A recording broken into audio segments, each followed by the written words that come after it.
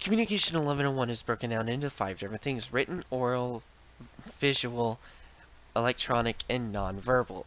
One particularly more challenging for me is oral, because 90% me and 90% of the population, according to a Mind Publication study, suffer from some sort of stage fright.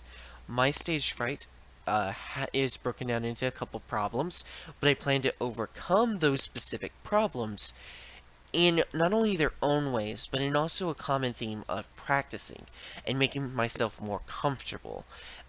I, when I speak, sometimes I go too fast and then stumble over my words. Well, I plan to address that problem by slowing down my thought processes and practicing a lot.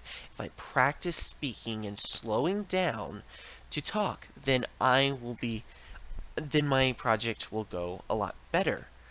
For instance, on the other hand, I also do distracting body language when I get nervous. I move my hands a lot. I also sway. So I plan on not only, practicing what I plan to, when I plan to use my hands or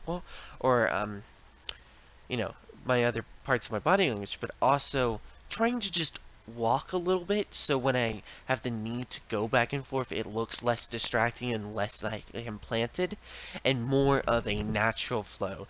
Not everybody stands still like I am like ingrained to do, so I plan on addressing that in the very specific way to make sure it's a little less distracting and a little better. And finally, I have a problem with changing pitches and s- changing pitches when I speak. So I plan on addressing that by a lot of practice. And a lot of my issues are just I haven't been practicing enough when I speak, and I know that as I practice more, I do a lot better. I've recorded this 5 or 6 times after writing a script. So, and each time I practice, I get better and better at articulating what I'm saying.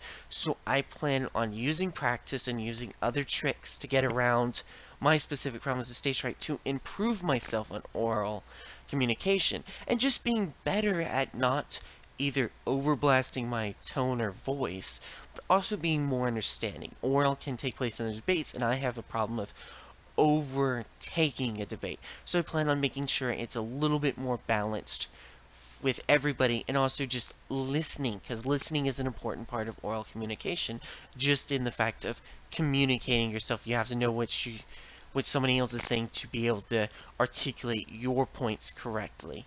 Thank you.